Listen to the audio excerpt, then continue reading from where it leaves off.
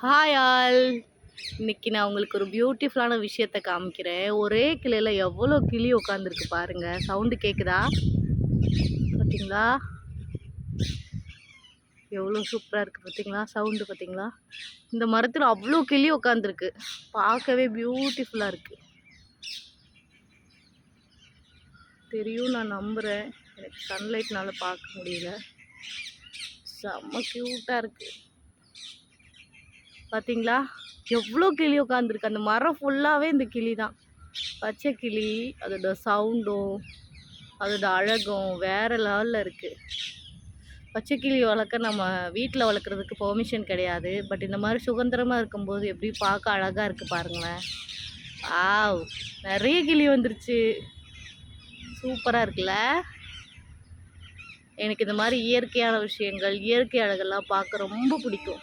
இந்த மாதிரி எத்தனை பேர் இயற்கைவாதியாக இருக்கீங்கன்னு கமெண்ட் பண்ணுங்கள். இந்த மாதிரி விஷயங்கள் இயற்கையோட இயற்கையாக இருக்கும்போது ரொம்ப அழகாக இருக்குல்ல?